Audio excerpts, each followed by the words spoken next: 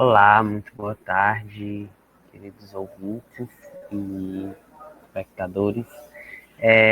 Eu estou muito feliz em participar de mais um episódio do Linguística Funcional Integra. Nós estamos na temporada 4, recebendo vários convidados, vários professores e pesquisadores que estudam funcionalismo. Sou Lucas Oliveira Torres, sou bolsista PIBIC da professora Nádia Paulino, e sou integrante do grupo de estudo em funcionalismo GEF, da UFC. E o entrevistado de hoje é o professor John Lacan Mackenzie. Nascido na Escócia em 1950 e formado em línguas modernas, John Lacan Mackenzie é doutor em Linguística Geral pela Universidade de Edimburgo, 1978, e de 1977 a 1987 foi professor associado na Universidade Livre de Amsterdã, onde passou a ocupar a cátedra de Linguística Inglesa de 1988 até 2004. De 1980 a 1995, trabalhou em estreita cooperação com o famoso linguista holandês Simon Dick. De 2007 até a jubilação em 2015, foi professor catedrático de Linguística Funcional na EU University, qualidade na qual assumiu a organização da Revista Internacional de Linguística Funcional, Functions of Language, e colaborou com Kees Engberg, da Universidade de Amsterdã, na elaboração da gramática discursiva funcional, além de vários artigos escritos em coautoria. Associou-se nesse período a vários projetos de investigação em Portugal e na Espanha, atuou como co-orientador de numerosos pesquisadores visitantes e reforçou os laços com vários campos brasileiros, nomeadamente o IBUC em São José do Rio Preto. Continua ativo como consultor em assuntos linguísticos, já aplicou seus conhecimentos em vários livros didáticos sobre gramática contrastiva e escrita acadêmica, assim como na área do multilinguismo em países europeus. Cooperou com a Universidade Espanhola de Ensino à Distância, UNED, nas áreas da pragmática e da expressão das emoções na linguagem. A UNED concedeu-lhe um doutoramento honoris causa, outorgado em 2021. Seja muito bem-vindo, professor. É um prazer recebê-lo aqui. Bom, boa tarde e muito obrigado pelo convite para participar do projeto Linguística Funcional Integra, temporada 4. E Lucas, muito obrigado por ter aceitado ser meu entrevistador. O prazer é meu, todo meu. Então, vamos começar aqui com as primeiras indagações. Primeira pergunta. Disse frequentemente que a gramática discursiva funcional ocupa uma posição moderada em relação ao funcionalismo. Como posicionaria o senhor a GDF na linguística contemporânea? Qual o lugar dela? Sim, esta é de facto a posição que o Kees Hengeveld e eu adotamos no nosso livro de 2008. Auto-identificamos-nos como funcionalistas, claro, mas o funcionalismo é um termo multi-interpretável, não é? O que é que o termo significa para nós? Eu diria o seguinte, que nos baseamos na convicção de que muitas propriedades dos enunciados linguísticos refletem finalidades comunicativas. Essas finalidades comunicativas, o falante tenta maximizar as hipóteses de as atingir, escolhendo estrategicamente formulações que ajudem o destinatário a processar o enunciado e a processá-lo em conformidade, claro, com as intenções do próprio falante. Notem que eu disse propositadamente muitas propriedades, nem todas as propriedades dos enunciados são funcionais. Esta perspectiva nossa distingue-nos dos chamados funcionalistas radicais. Eles defendem que todas as propriedades do enunciado são funcionais. Eles negam a realidade cognitiva de estruturas linguísticas. Eles veem a forma linguística como manifestação efêmera da tentativa do falante de atingir os seus objetivos comunicativos. Aqueles funcionalistas radicais tendem a apoiar uma linguística centrada no uso. Eu sei que esta abordagem está em alta em muitas unidades de pesquisa no Brasil. Tipicamente, ela implica análise pormenorizada de dados de corpos e a extração de generalizações indutivas que normalmente se cingem à língua à análise. Nas palavras de Paul Hopper, um dos mais proeminentes funcionalistas radicais, a estrutura é, eu cito, sempre provisória, sempre negociável e, de facto, um epifenômeno. A GDF claramente não é tão radical como essa abordagem, uma vez que nós reconhecemos propriedades estruturais que parecem não ter qualquer função. Por exemplo, a ordem de palavras núcleo antes do modificador versus a ordem modificador antes do núcleo. Por exemplo, em português, a casa grande, em inglês, a big house. As duas ordenações parecem ser igualmente funcionais. Também se observam casos em que a ordem das palavras satisfaz um requisito funcional, mas viola outro. Por exemplo, é útil haver uma posição fixa para o sujeito sintático antes do verbo finito, como é geralmente aplicado em inglês, porque isso aumenta a identificabilidade do sujeito. Em português, esta preferência pode ser abandonada para fins particulares, como em chegou o navio. Chegou o navio. A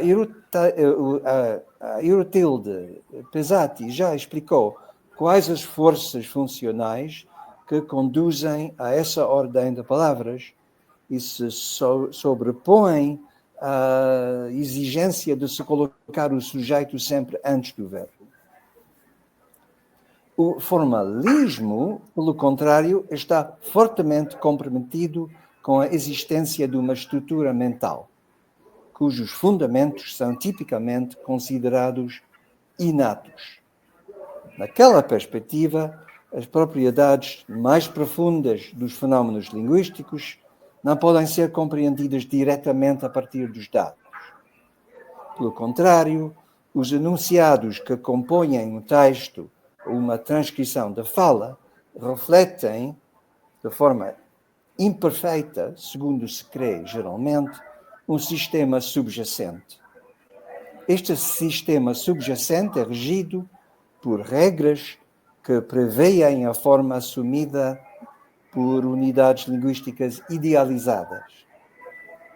O formalismo radical é, a nosso ver, uma manifestação extrema deste ponto de vista. Essa abordagem limita o estudo linguístico à investigação daquele sistema encoberto, totalmente independente dos usos de comunicação. Vamos ver daqui a pouco que naquela abordagem formalista, a linguagem é considerada inútil para fins práticos como a interação verbal. Ora bem, a posição adotada pela GDF situa-se entre os dois extremos.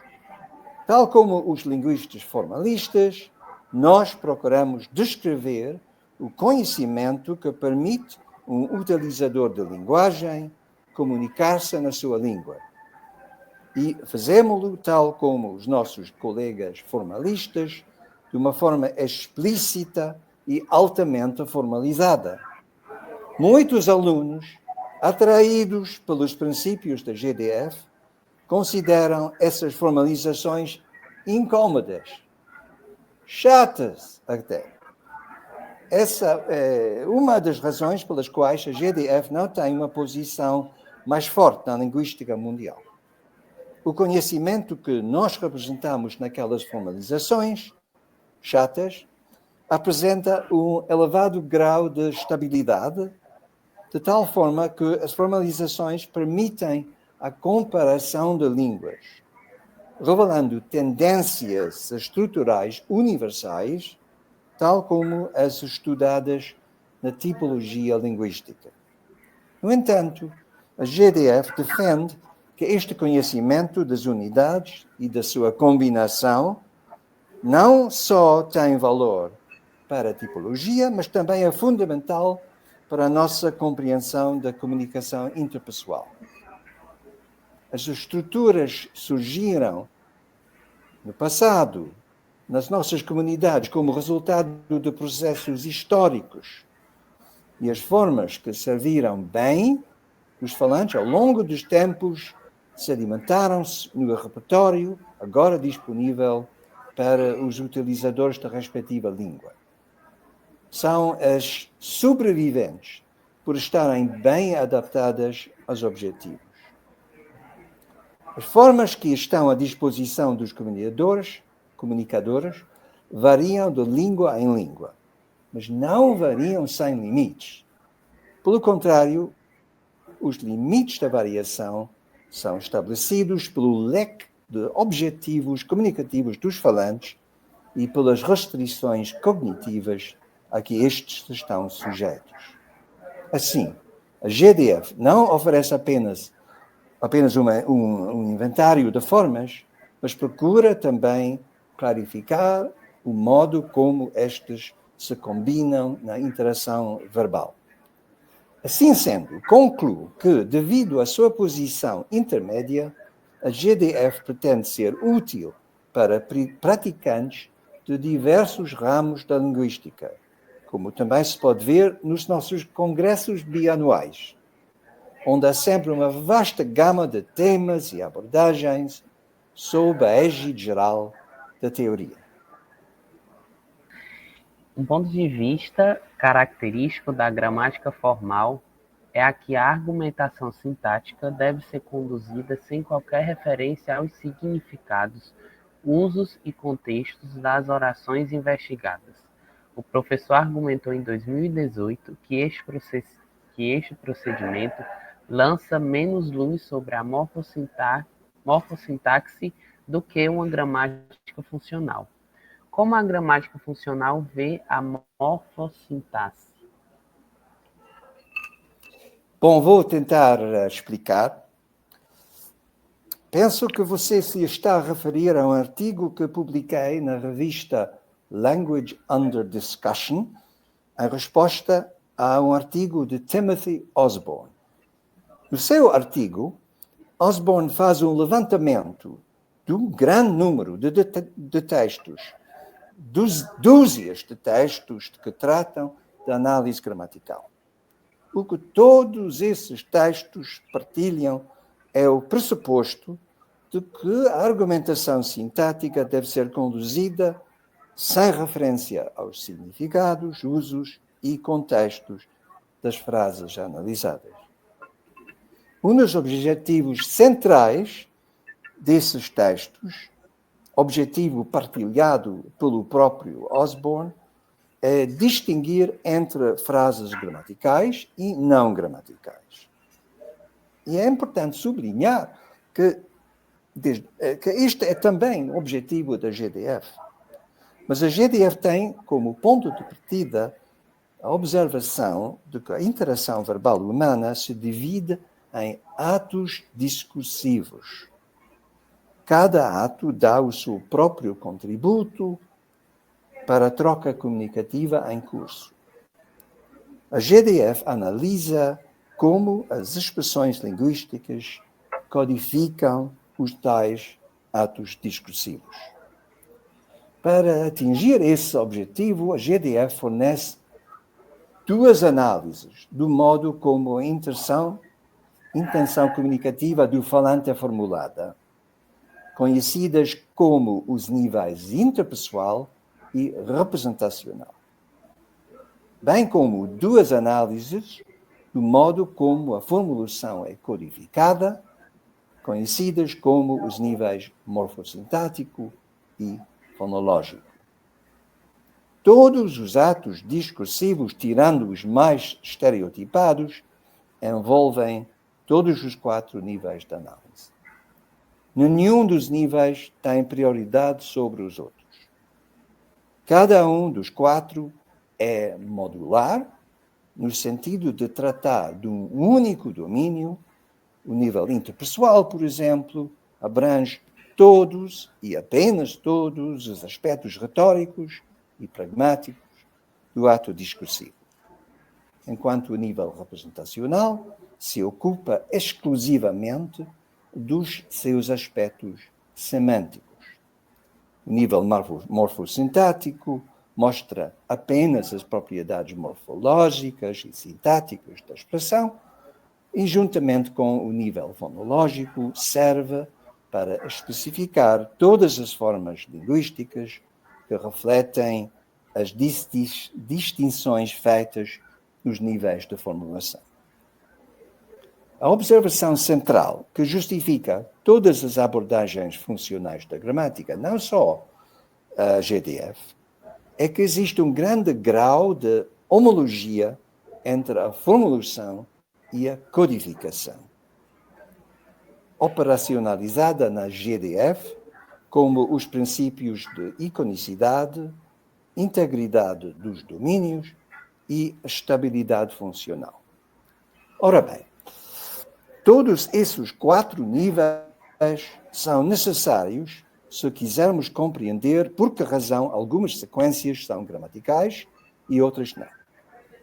Mas no artigo de Osborne e nos livros que ele examinou, essa questão pode ser respondida aplicando os chamados testes a sequências de palavras.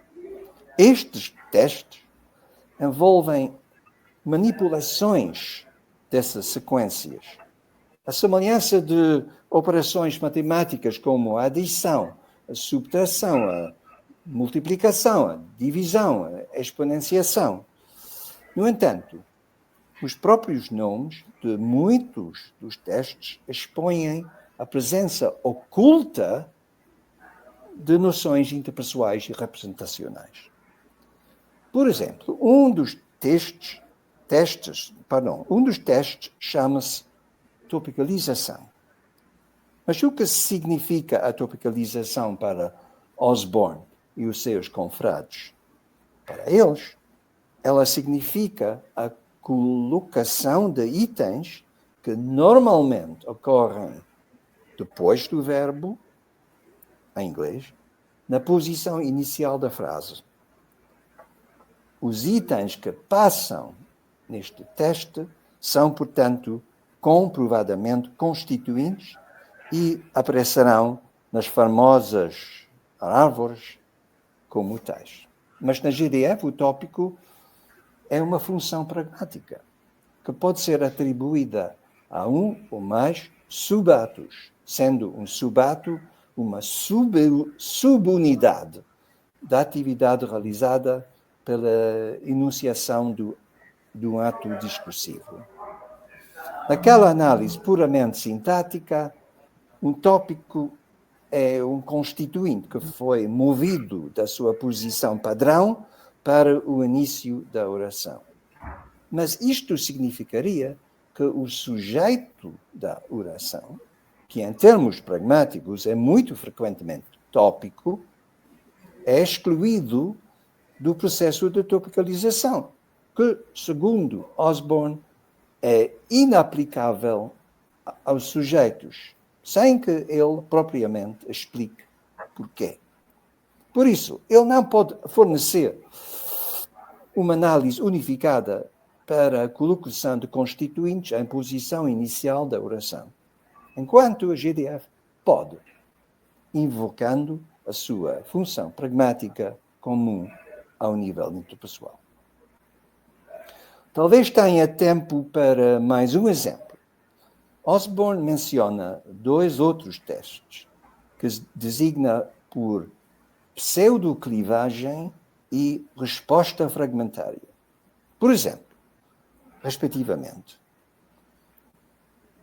o que ele vai fazer no próximo ano é comprar uma casa nova. É pseudoclivagem. E o que ele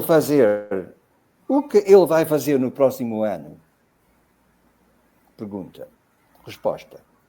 Comprar uma casa nova. É uma resposta fragmentária. Na análise sintatocêntrica de Osborne, o termo é de Peter Kulicover e Ray Jackendoff, os fenómenos são distintos, enquanto na GDF são muito semelhantes, diferindo principalmente pelo facto de envolverem um ou 2 interagentes, respectivamente.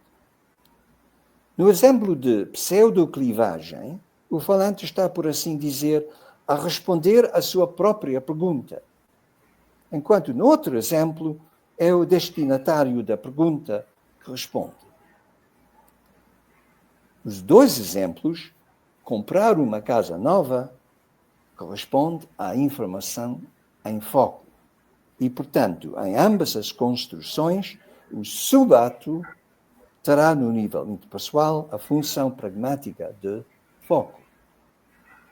A distinção entre as 2 construções não é, portanto, pragmática, mas sim semântica, uma vez que a frase com pseudoclivagem envolve uma semântica de equação. A é equiparado a B. O que ele vai fazer no próximo ano é equiparado a comprar uma casa nova. Bom, quanto a esta pergunta, a minha conclusão é que a GDF está mais bem equipada para oferecer explicações sobre a gramaticalidade e a não gramaticalidade dos exemplos apresentados nos manuais sintáticos. Perfeito, professor. Outra pergunta é: a noção central da GDF é o ato discursivo, como o senhor falou, né? Quem pretenda aplicar a GDF depara-se com a necessidade de efetuar uma segmentação fiável de discursos. A atenção que atualmente está a ser prestada na literatura ao pedaçamento se revelará relevante para a identificação de atos discursivos? Sim, considero que uma das características mais distintivas da GDF é o facto de descrevermos atos discursivos. Esses atos podem corresponder a uma oração, a um grupo de orações, a um sintagma, ou a um grupo de sintagmas, ou mesmo a uma única palavra. E há ainda mais possibilidades. Isto significa 2 coisas. Em primeiro lugar, a nossa abordagem está profundamente comprometida com o uso da linguagem. Em segundo lugar, temos de ter uma forma de reconhecer os atos discursivos nos textos e transcrições que analisamos. E porque não existe uma relação direta entre estes atos e a forma sintática que recebem, estamos, de facto, muito interessados nos trabalhos recentes sobre a segmentação do discurso. Tanto mais que no nosso grupo de investigação esta questão tem recebido menos atenção do que merece. Na literatura anglófona, a palavra chunk, C-H-U-N-K, chunk, foi cooptada para se referir às unidades que estamos a tentar identificar. Talvez seja útil sublinhar que esta palavra, no seu sentido não técnico, se refere a um pedaço que foi grosseiramente arrancado. Por exemplo, um pedaço de baguete, um pedaço de queijo duro. No seu sentido técnico, ela mantém esta conotação de rugosidade e de privilegiar a utilidade em detrimento da elegância. Entre os académicos mais proeminentes a utilizarem o termo chunk, encontra-se o britânico John Sinclair e a finlandesa Anna Mauranen. No livro deles, de 2006, salientam que chunking é um termo pré-teórico e não uma ciência exata. Não é uma ciência exata. De facto, consideram que a própria flexibilidade do quadro conceitual deles é vantajosa por dar conta da variação que existe entre falantes dentro de uma comunidade. Mas eles não foram os primeiros. A noção de chunk já estava presente na obra do norte-americano Wallace Chafe. Ele apresentou uma visão do discurso como sendo constituído por uma sequência de unidades, cada uma das quais apresenta um único acréscimo. Em inglês, makes a single point. O ponto crucial do argumento de Chafe é que esses pedaços são simultaneamente unidades de informação e unidades de entoação. O seu livro de 1994 mostra que isso se aplica igualmente a duas línguas muito diferentes, o inglês e o Seneca. Seneca é uma língua iroquiana falada no oeste do estado de Nova York.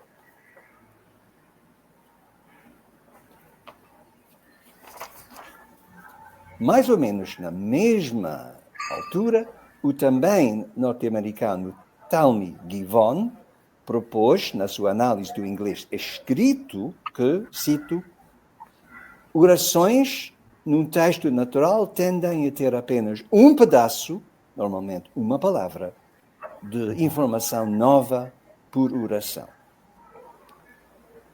Eu julgo que a GDF pode beneficiar destes ensinamentos, equiparando os atos discursivos aos chunks identificados pelas tradições de investigação que acabei de mencionar.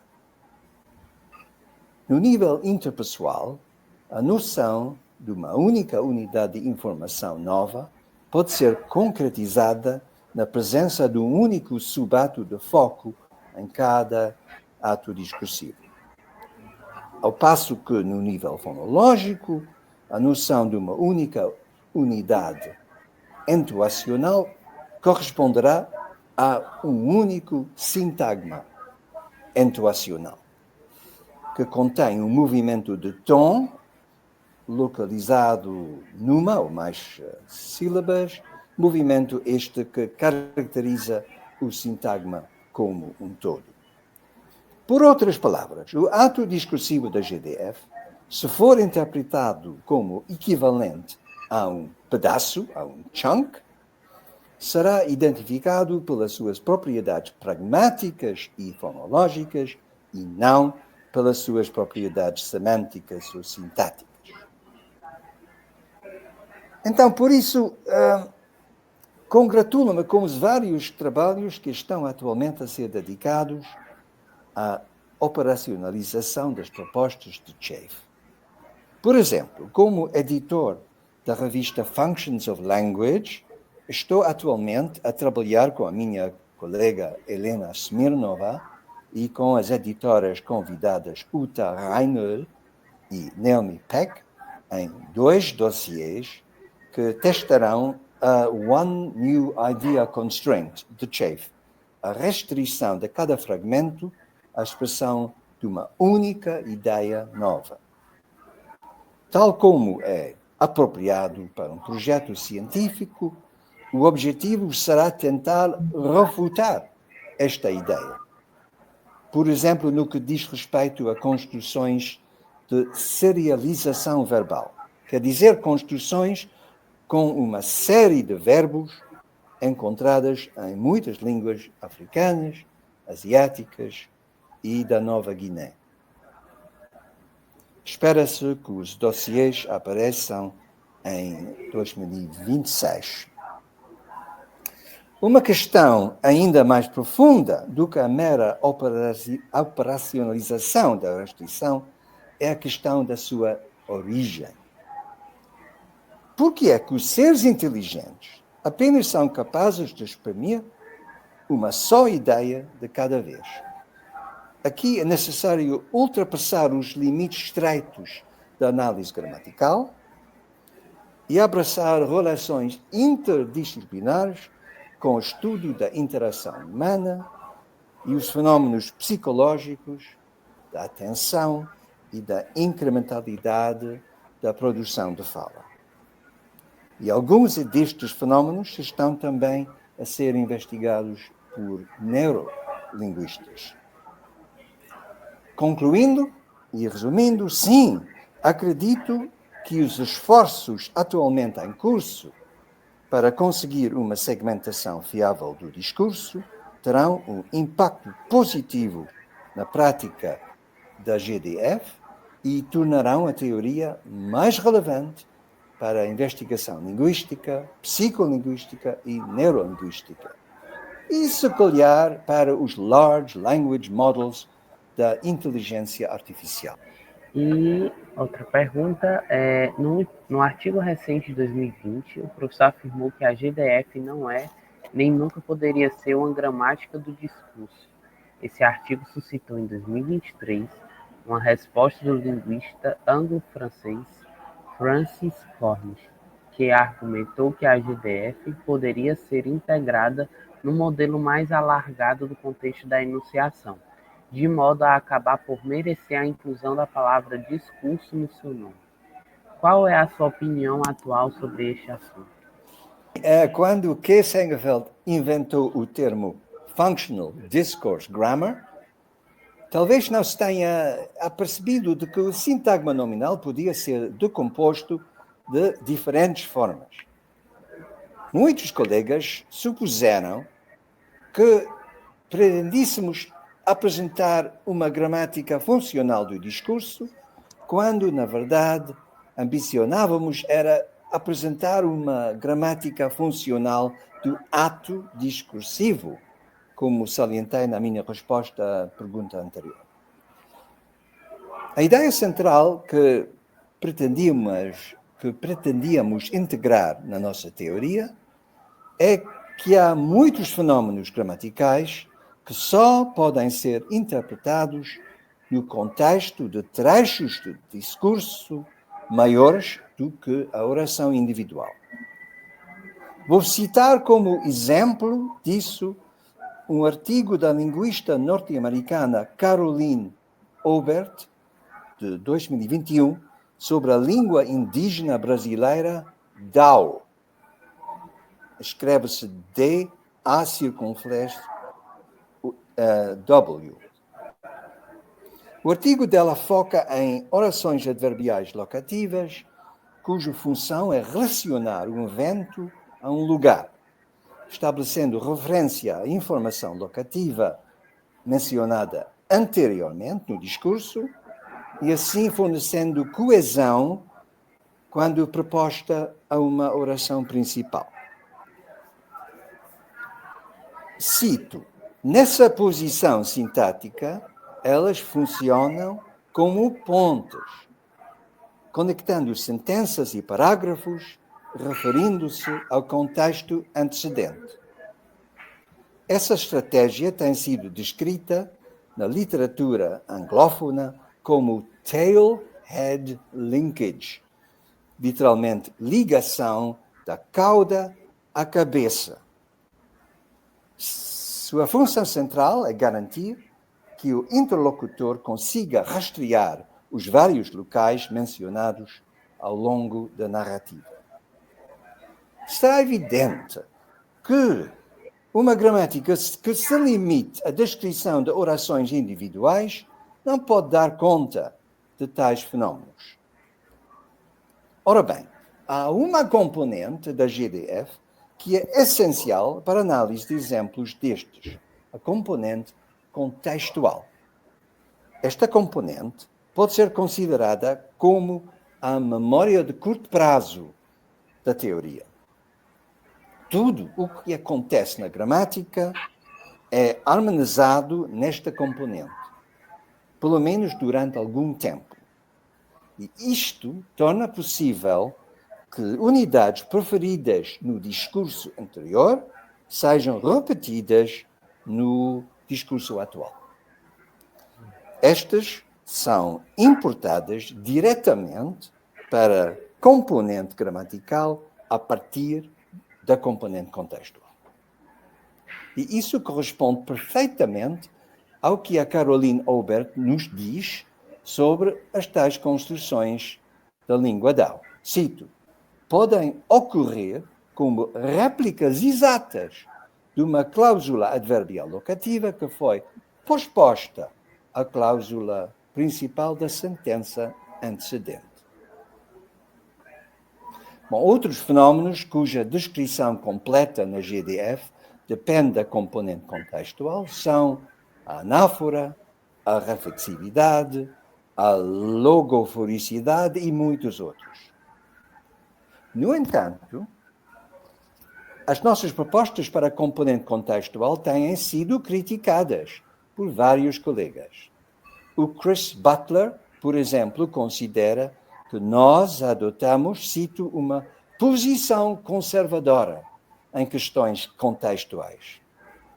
Porém, nós acreditamos que há tantos aspectos do contexto de interação que têm um impacto incidental nas escolhas linguísticas de um falante, que a sua modelização no âmbito da nossa teoria a privaria de grande parte da sua utilidade.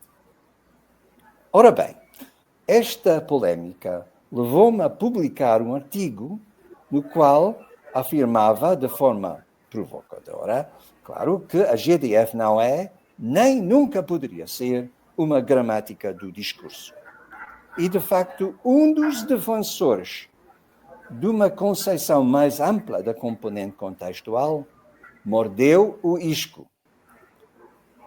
Num excelente artigo publicado em 2023, que recomendo vivamente, Francis Cornish questiona se a palavra discurso deveria continuar a ser incluída no nome da teoria, por ela lidar tão superficialmente com as questões centrais da análise do discurso. Cornish afirma que, eu cito, existe uma variedade muito maior de formas em que os tipos de contexto podem afetar o significado e a função comunicativa destes recursos do que as reconhecidas pelo modelo. E o artigo dele termina com o esboço de uma componente contextual aumentada, bem como uma componente conceitual aumentada. Bom, essas propostas do Francis já foram registadas por 3 colegas que estão atualmente a preparar um novo e melhorado livro de base para a GDF. Kees Hengeveld, Evelyn Kaiser e Ricardo Jommi. O livro futuro, provisoriamente intitulado Layering in Functional Discourse Grammar, The Hierarchical Structure of a Language System, quer dizer, camadas na gramática discursiva funcional, a estrutura hierárquica do sistema linguístico, vai ser publicado pela University, ou the Oxford University Press. Quanto à minha opinião atual sobre as objeções à nossa posição conservadora, ainda não estou otimista quanto à viabilidade de operacionalizar algoritmicamente os múltiplos fatores que afetam a comunicação. O que me preocupa a mim é a incognoscibilidade das intenções comunicativas de, nas palavras de Cornish, um falante, o escritor real, e as preferências interpretativas do ouvinte ou do leitor pretendido. Afinal de contas, os seres humanos nem sempre encontram a formulação ótima das suas intenções. Nem sempre compreendem os enunciados da mesma forma. Por isso, continuo cético. Se importássemos todos os fatores contextuais enumerados pelo Francis Cornish, continuo cético quanto à possibilidade de atingirmos um nível de programabilidade computacional que correspondesse às ambições razoáveis de um gramático.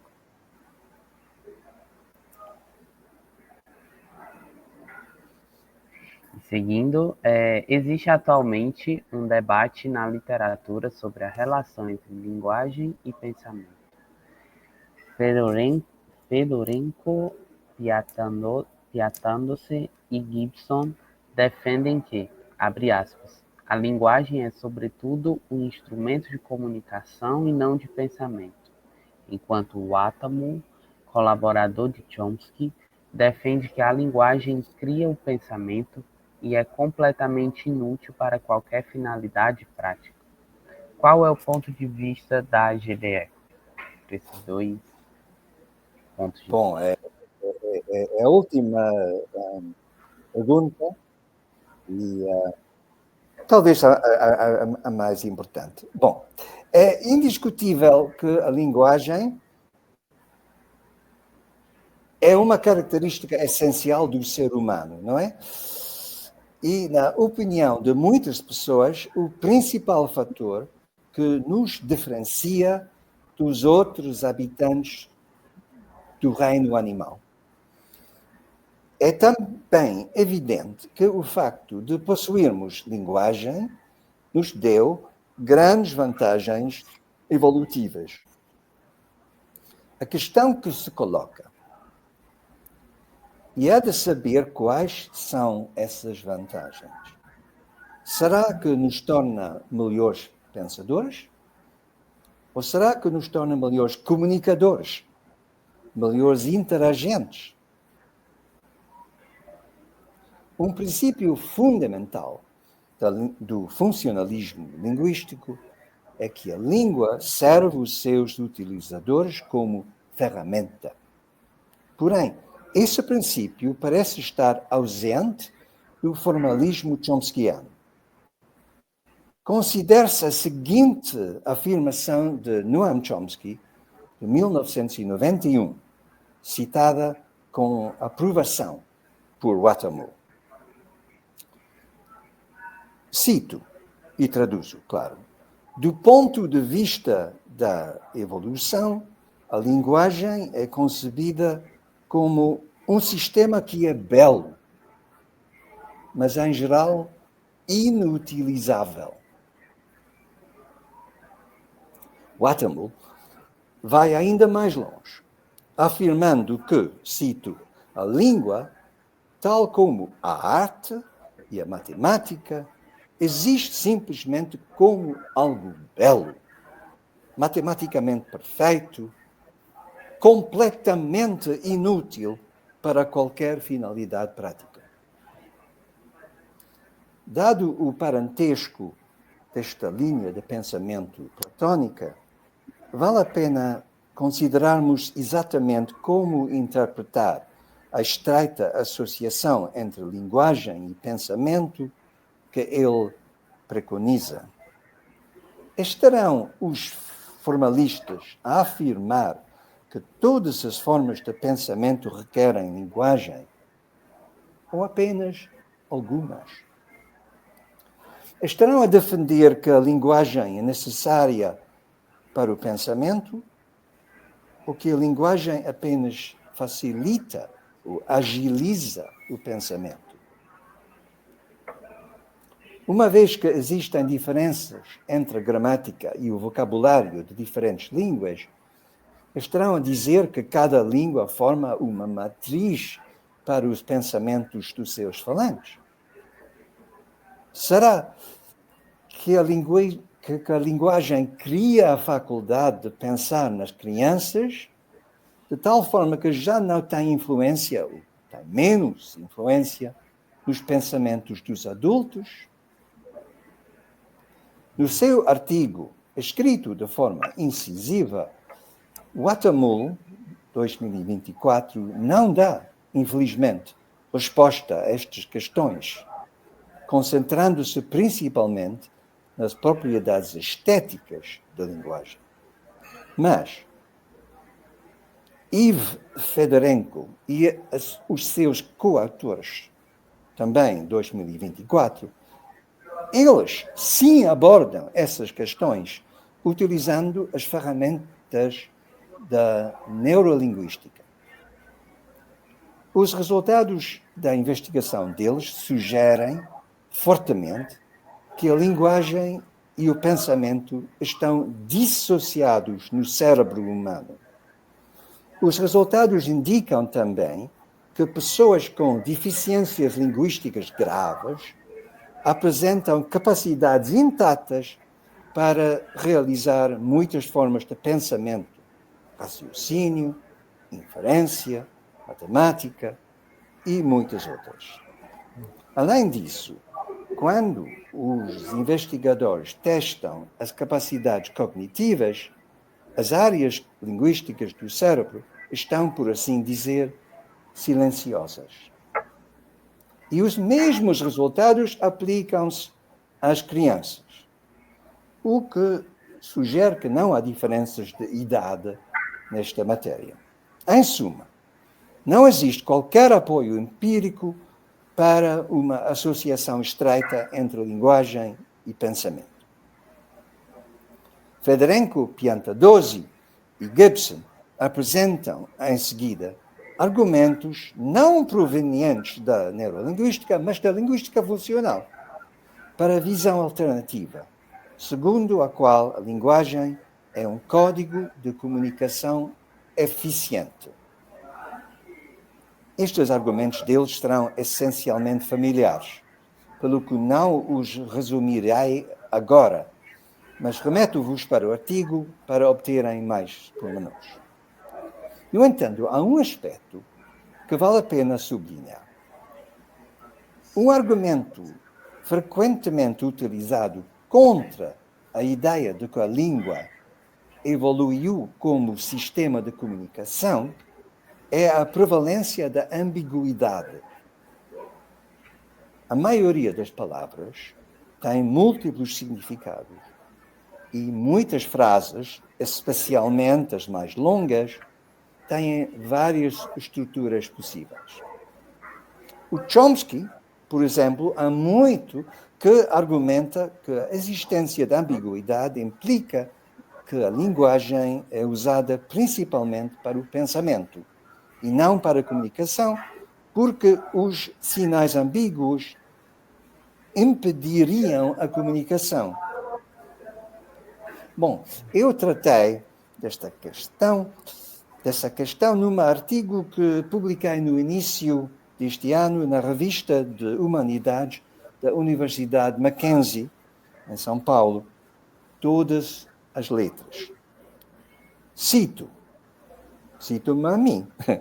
Acredita-se geralmente que na ambiguidade existe algo de comunicativamente errado, possivelmente até eticamente errado. As experiências psicolinguísticas mostram, de facto, que as palavras ambíguas demoram mais tempo a processar, mas apenas se forem apresentadas fora do contexto. Isto também se aplica a orações inteiras, mas apenas aquelas que foram cuidadosamente e muitas vezes engenhosamente inventadas por gramáticos para exemplificarem a ambiguidade. E apenas se forem apresentadas fora do contexto e por escrito, com as diferenças prosódicas neutralizadas. E a perspectiva da GDF, ou nós adotamos uma abordagem estratégica da relação entre pensamento e formulação linguística.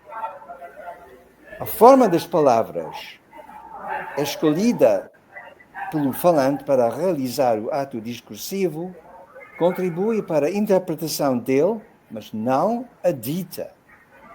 As palavras enunciadas pelo falante não são uma verbalização completa do seu pensamento, nem da sua intenção comunicativa. Há sempre motivações adicionais à mera transmissão de conhecimento. Por exemplo, o desejo de respeitar a cortesia, o desejo de contar uma piada.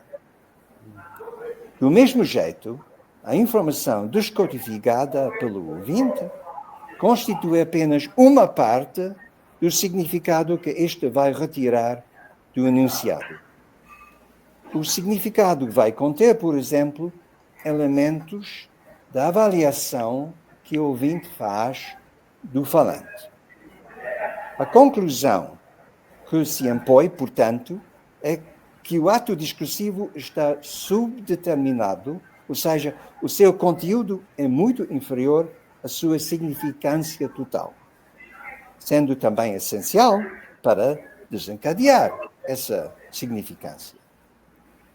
Vista desta forma, a ambiguidade não é um problema, mas sim uma consequência inevitável de termos um sistema eficiente, que contém o número certo de construções gramaticais e o número certo de palavras, o suficiente para abranger os significados que precisamos distinguir, mas não tantos que não os possamos aprender.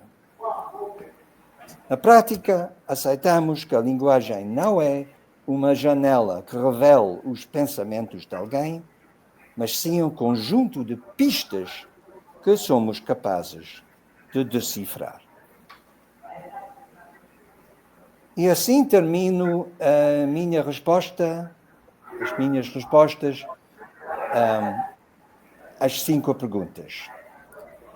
Se desejar receber detalhes bibliográficos de alguma das obras a que me referi, contacte-me através do meu site, lachlanmackenzie.info. INFO. Bom, mais uma vez, obrigado e adeus. O prazer foi nosso, professor. Muito obrigado pelas explicações e pela entrevista, né? Saber mais sobre o que o senhor pesquisa e tudo. E obrigado por você ter escutado até aqui, ouvinte, e sigam as nossas redes sociais. Não tem de quê.